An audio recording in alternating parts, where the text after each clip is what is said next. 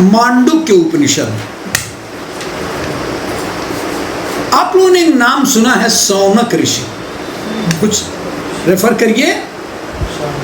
सूत जी ने शौनकादि ऋषियों को कथा सुनाया था, तो वही शौनक ऋषि जो यज्ञ करते थे। 88,000 ऋषि लोग थे, उनके करीब करीब अग्रिम पंक्ति के थे शौनक ऋषि। सूत जी तो कथावाचक थे नैमिषारण्य में। बिल्कुल, मैं उस कथा को यहाँ पर नहीं ले आना चाहता। मैं तो ये बताना चाहता हूँ कि शौनक ऋषि को एक मन में कुछ अजीब सा शंका हुआ,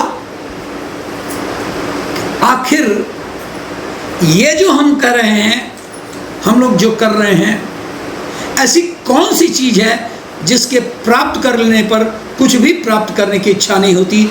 जो उद्दालक ने कभी श्वेतकेतु से भी यही प्रश्न पूछा था।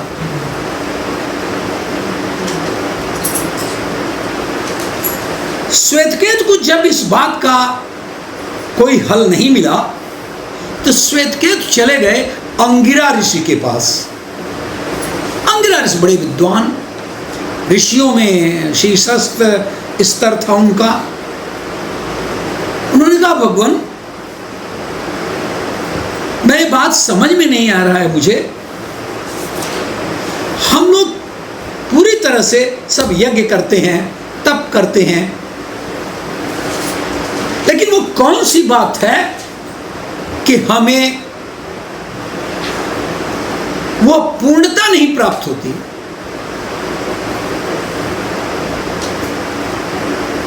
अंगिरा ऋषि ने कहा, ऋषियों में श्रेष्ठ शौनक, आप स्वयं में विद्वान हैं और सूत जी के शिष्यों में से श्रेष्ठतम शिष्य हैं, लेकिन फिर भी अगर आपको इस किस्म के लिए, इस आधार पर आपको यह शंका आया कि आखिरकार वो कौन सी चीज है, तो मैं आपको बता रहा हूं, वो है आत्मा।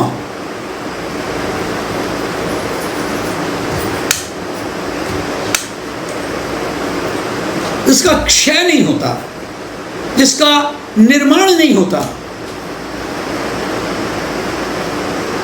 जो कभी जलता नहीं, कटता नहीं, भीगता नहीं।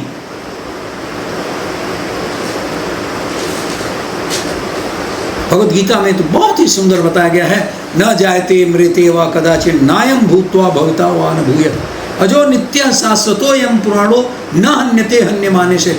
उसका हनन नहीं किया जाता, उसको समाप्त नहीं किया जाता। ये अजर है, अमर है, स्थिर है, लेकिन चलायमान है। आगे उसके बाद है भगवद गीता में ही, अछेद्योयम अक्लेद्योयम अशोष्य एवच नित्य सर्वगत स्थारुण चलोयम सनातन। तो ये जो सनातन है, आत्मा सनातन है, कभी भी किसी भी स्तर पर ये क्षीण नहीं हो सकता।